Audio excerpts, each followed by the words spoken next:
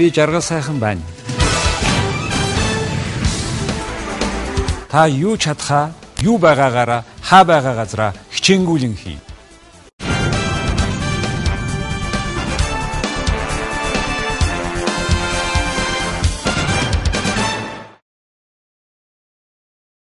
Сайн байцгаана уу хүнд үзэгчдээ. Өнөөдөр манай дефактоны нэвтрүүлгийн зочноор Америкийн алдартай Калифорний их сургуулийн Berkeleyд байдаг Haas-ийн бизнесийн сургуулийн дэд декан Whitney Hiescher оролцож байна.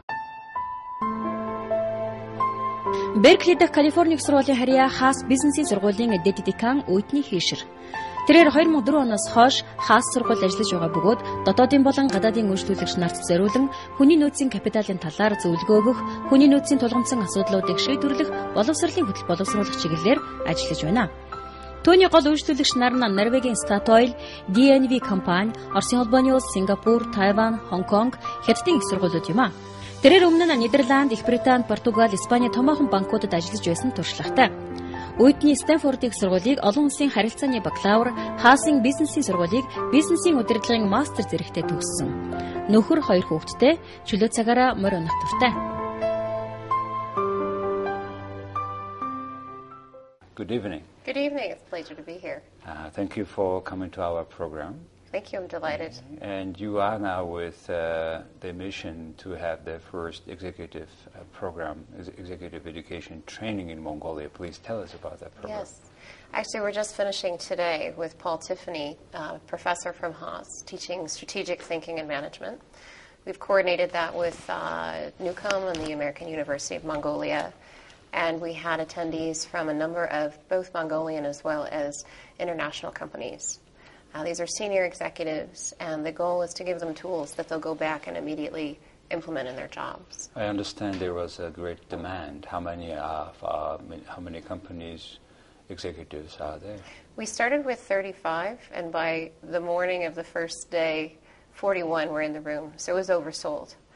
And really word of mouth. It's incredible, but the word flew quickly, and there seems to be a hunger for this type of education. And it's about leadership. It is. It's about leadership and strategy. Mm-hmm. So it's being able to do strategic thinking and planning for your company, being able to think out multi-months and years. What makes that difference that all flocking like this to this particular training where you are teaching? I think it's a combination of lack of anything currently on the market that resembles it, as well as the co-branding. We have very well-recognized local companies supporting it and an international university brand. So the quality is fairly well-determined. What makes this one of few state-owned university, University of California in LA, right? Or how do you say? UC Berkeley. UC Berkeley. Yeah. Yeah. What makes this university that famous to be a top 10 university in the world? So Berkeley is the oldest, has the oldest public institution business school in the United States. We have 30,000 students, and the business school is 100 years old. We have a very broad array of disciplines offered. And we also are connected to 3 national labs. So there's an incredible amount of research that goes on in science and engineering. We have a number of Nobel laureates, more than any university in the world. In fact, we even have a parking permit category for Nobel laureates. So they take priority over the deans. Berkeley has a history of being also home of free thinking, questioning the status quo. The hippie movement of the 1960s originated in Berkeley. Mm-hmm. There's a lot of creativity and cross-disciplinary thinking. It was created at the same time when there was a famous golden rush in California. Exactly. A lot of people came to California looking for gold. The name of our local football team is the 49ers because of the rush for gold in 49. Okay. The Haas School is also established by a very famous business family. That's right. So if you're wearing a pair of Levi's, the Haas family founded that famous company. Jeans. The famous jeans, exactly. And the Haas School of Business is named after the Haas family, which has founded the Levi company. Today, at this competitive world, Haas is one of the highly ranked top business school in the world. What makes it that much so? We have a great tradition of really being ahead of the curve regarding what we teach our MBAs and how we prepare them. We have a very innovative dean, Dean Rich Lyons. He spent time as the Chief Learning Officer at Goldman Sachs. And one of the things he learned there is culture can really make a difference.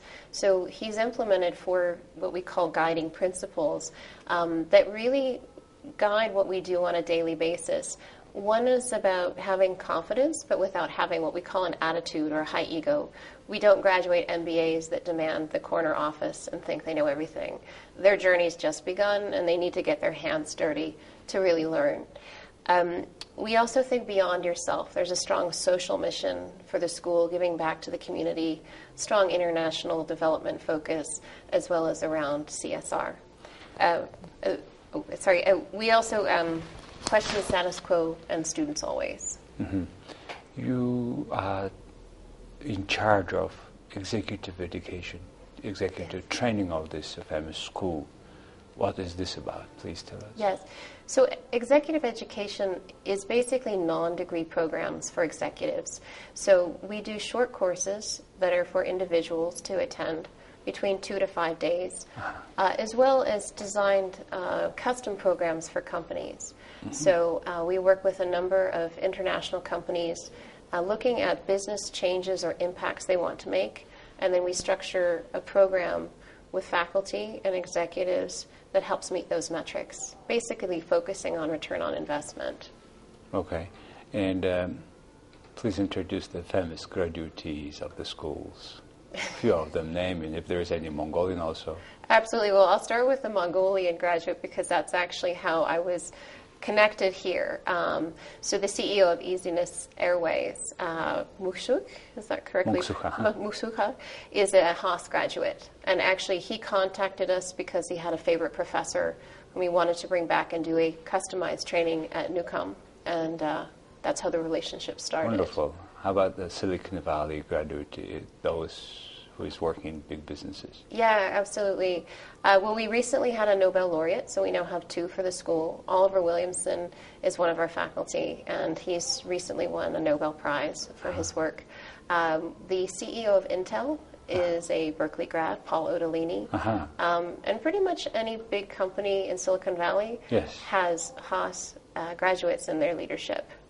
You are a unique combination of these 2 famous schools in that valley close. Yes, I am. You are a graduate of Stanford and your MBA from the same school where you are working, right? That's correct. And how do you feel about these schools? What are the differences? My allegiances are to Berkeley because it's also now my employer. They're very different schools. Stanford is a private university. It's quite wealthy. It has a lot of resources. It has many good things.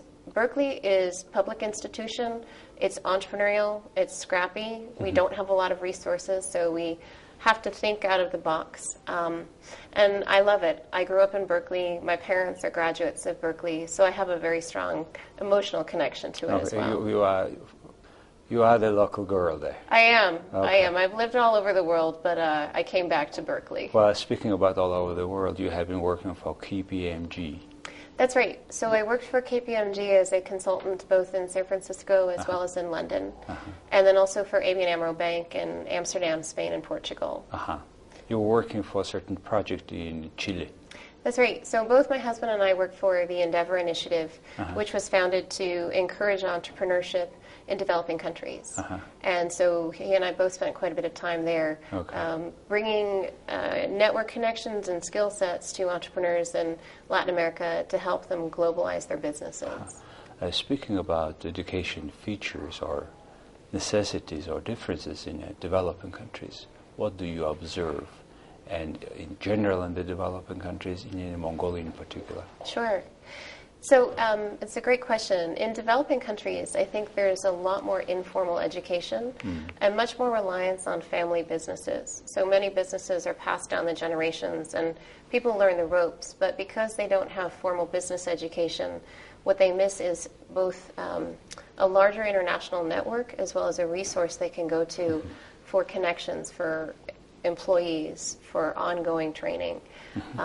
Specifically, what I've seen in Mongolia is that there is a real interest in executive education. I don't think there's much of a tradition of it here. There's some very well-established local universities, but it seems that most formal training then stops, and companies are required to do it themselves. Your economy is booming. There's an influx of foreign companies coming here. And with that, Mongolia is going from a domestic-focused country to really being a global player. And there's a lot of knowledge sharing that really should happen to be competitive like that. With this influx of the foreign multinationals and at times certainly even larger companies, I think the labor market in Mongolia is becoming very competitive. Yes. It's very hard to compete for senior executive officers, in particular Mongolians who speaks several languages, etc. And that's the reason probably people are flocking into this training program. I think so, and I've learned a new term since I've been here called the repat. So your expats, and a fair number who've been trained abroad and attended international programs are now coming back to Mongolia to be executives here, which is fantastic. It's a reverse brain drain, but it seems like you'll need even more. I think what they've learned working outside and living outside of Mongolia will be very helpful. I think there's a flip side to this, which is the international companies need to understand how to do business here as well. And it's not widely known how to work in the local context. Will you be doing again this program? How periodic, how often will you do that? Yeah, our aspiration is to probably run one program a quarter, ideally one a month. We like to institution build, so this is about capacity building versus an event. And the sustainability factor is initially we'll start with bringing over Berkeley professors, but we would like to train the trainer, local academics and executives that can ultimately teach these courses. I cannot but ask a question about what makes the tertiary education institutions, universities, outstanding. What is to pay attention? Because obviously we have one of the countries probably per capita, so many universities, and it's a quality issue. It's the demand of their graduates for the jobs here. Yeah. What makes outstanding schools? What is important for universities to you? They need to be relevant. You need to teach people things that they're going to use in their work, in their daily lives, not theory and not outdated theory. So the real metric of success is being able to place people in well-paid, high-level jobs once they graduate. I think the other piece is teaching people to think and to love learning. So there's content, and then there's also a philosophy about life, that it's a process of constantly learning and reinventing yourself. I get a very keen sense of a strong entrepreneurial bent in the culture here. People are able to make things out of nothing, do it quickly. There's just a desire to really connect that more with functional expertise, be it in mining or in marketing and HR. Some university graduatees are already booked even before they graduate. In that sense, there is a certain measure that how many percent of your graduatees got the job within a certain period of time. Yeah. Do you survey this sort of? We do. We do with our MBAs. A number of the metrics include their starting salary, how quickly they were hired, and later on, how long they stay in the job, and if they're promoted or they're taken away by another firm. Can you share some of these statistics? You know, it changes constantly, but I believe for Haas, the starting salaries range around $110,000 for the MBAs. Per year? Per year. Now, that changes as the economy goes up and down. So ask me tomorrow, it may change based on the stock market. How many students graduate a year? So the school graduates 240 full-time students per year, but there are 3 different MBA programs in different style, full-time and part-time. So it's a total of about 500 to 600 students per year. Per year? Yeah. Yeah.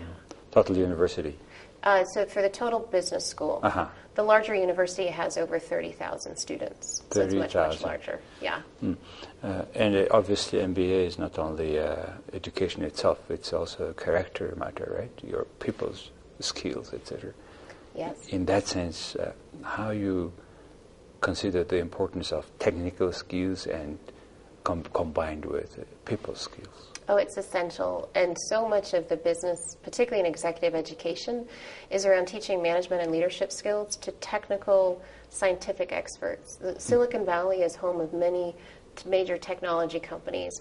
And a lot of people go into those fields because they don't want to manage people. They want to work in their lab or their computer by themselves. Exactly. A new culture in businesses. Yes, and now to get promoted, they have to manage a team. So they need to be able to give feedback, to coach, to actively listen, to understand a P&L. And so they don't have time to go back to school for a degree to do this. So we try to provide very concise, usable training that they can basically go back after 2 days in our classroom and be better performers on their job. You have been working in particular close to Google. We worked with Google, yes. What makes Google that specific for this short period? This is becoming to the rank of the largest and biggest company in the world. Well, Google is very aspirational, and they have a number of different business lines. Google is all about innovation. A lot of companies are keen to study Google because they actually structure their employees' time so they have time to experiment and innovate, not just do their daily work. 70, 20, Exactly. 10. And in fact, we've adopted that into some of the teaching in the MBA curriculum around experimentation and the need to take risks and fail fast early so then you can quickly move on to something else. People in Google, and I understand this culture is penetrated more to the business world, they are managing their own time themselves. Yes. There's a real desire to move away from a manager that looks just how long you've sat in your seat each day and gone through a checklist, but really just get the work done in whatever manner you want to, whether it's commuting or working from home, working in teams or by yourself. And plus this IT, wireless technology, all facilitate these conditions where people can work from home, from wherever and whenever they want. Absolutely. So there's a lot more virtual work, a lot of video conferencing rather than having to travel, a lot of communicating through social media. We have companies that'll use Facebook or Twitter internally. Yes, a need to stay connected that doesn't require you to be in the same room together all the time. There is a new trend in school architecture, I believe. They call it nomadic schools where there is no walls. We've been inspired by Mongolia, yes. Okay, please tell us about that. That's interesting for Mongolians. So the idea is that people work best when collaborating with each other, not behind a closed door by themselves. And so a lot of companies, particularly in Silicon Valley, but this is moving also into the academic classroom space, we have lots of open areas that are flexible, that people can move desks around. There aren't doors. Basically, you can see people that you work with. You can communicate with them easily. You have electronic tools to leave messages for them, and a lot of collaborative space to brainstorm with sticky notes and pens. It's much more creative. It's almost like an artist studio versus what you think of with depending on how many people are in a group. You can form a smaller community, larger community, and there's almost no wall to keep moving, and only there's a plugs into electric socket, right? Absolutely. And, you know, we try to do that with training our MBA graduates as well. There's very little focus on individual work. It's all about how do you effectively work in a team. And sometimes it's hard. They'll have you write an essay as a team, but what you learn is how to divide work and have collective responsibility versus each person just has their job. So it's a matter of sharing your files, databases as soon as possible, as much as you can, and as accessible as possible for everybody. And in that sense, probably like programs like Dropbox, etc. How do you use it? Does it help you change your program the way how things go? Absolutely. In fact, we use Dropbox for a number of programs. Students will work on large file presentations that clog inboxes when sent on email. So we'll use Dropbox as a tool for them to collaboratively put the presentation together, but then the faculty can access the document from Dropbox as well. So there are a number of tools like that that help the students work virtually, but also in teams. If there is any other innovative things like Dropbox that is changing the way you are teaching, changing the way people communicate with each other? Yeah. So the school's undergoing, actually part of the larger university, a large study around online education. The larger university has an interest in this because we have limited space for real students on campus, but there is opportunity for people to take courses from their own desktop. And so we've looked at this for executive education, not as a standalone product, but to keep people connected after they've spent time in the classroom. So again, it's not just an event, but there's a follow-up and there's a way to stay connected long-term. So the learning is reinforced and you feel part of a network. Back to, of course, the competitiveness of executives of any country, of any firm, of any industry is important. Yes. How much they are chartered with the best possible tools, etc. What is the trend now to have these? IT I understand in the way we have talked. What is other things? Maybe there is more. Like I studied in Colorado, University of Denver. We studied about social responsibility of companies, values. What else? So since the market downturn in 2008-09, I've seen a really big focus on making decisions in uncertain environments. Where we're based in Silicon Valley with all these engineers and scientists, they like data, they like process flows, they like very clear instructions. But the reality is we live in a world that doesn't have precedent and that's not going to allow us to sort of say, oh, there's a rule for how to handle this situation. So much of it is understanding judgment. It's based on those core values. It's taking on risk. There's no way to survive in this world being completely risk averse.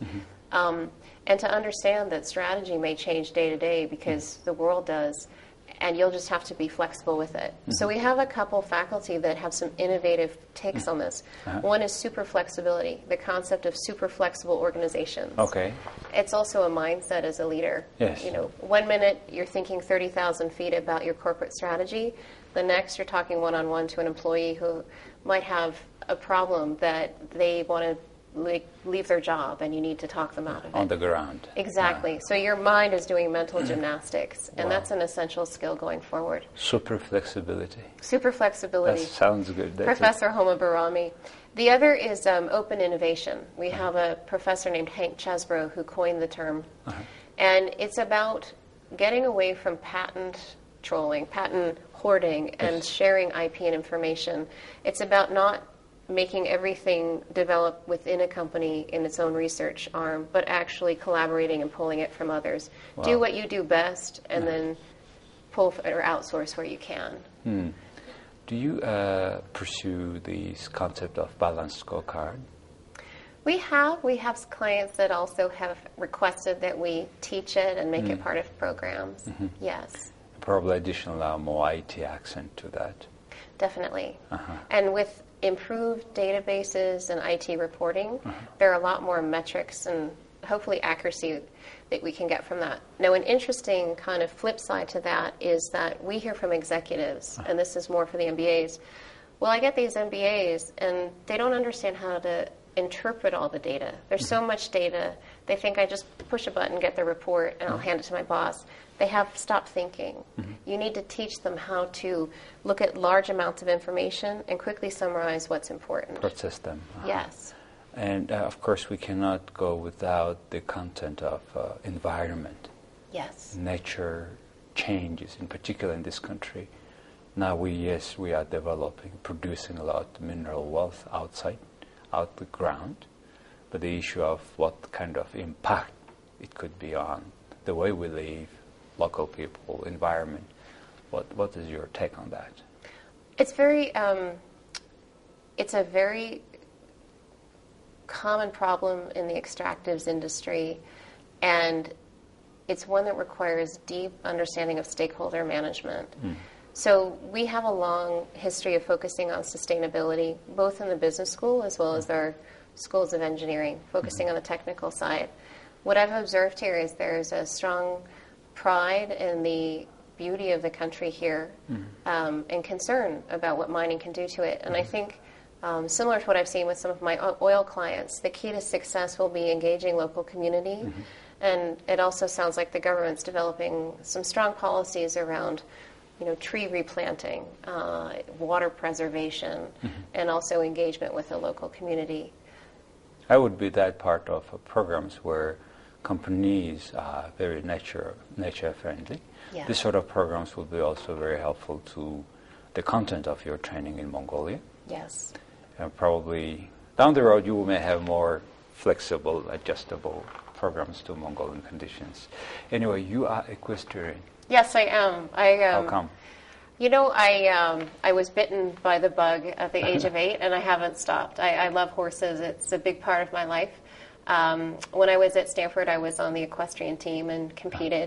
And now I show dressage and do an event called Freestyle, which is a little goofy, but it's designing a horseback ride to music. So, wow. Yes. So it's been a lifelong dream of mine, You actually. have your own horses? Now I ride other people's horses. People's horses, Yes, okay. now I do, but hopefully soon. I have 2 small children, so the horse would be a third, and my husband's going to pay for that.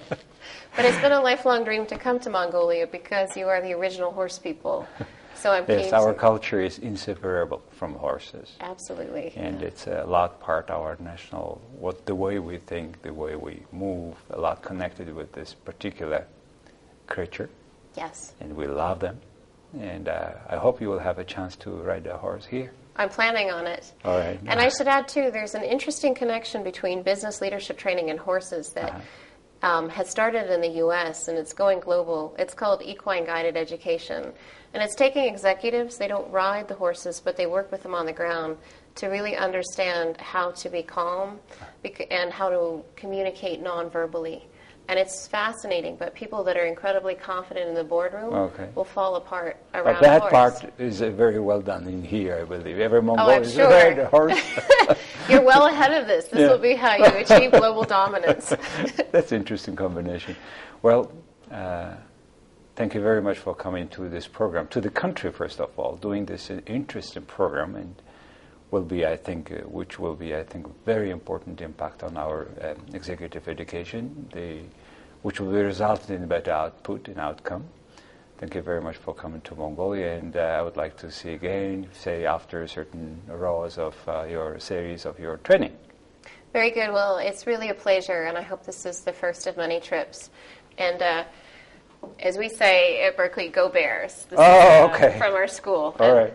That's our Thank you very logo much. is the cow. So, Haas School.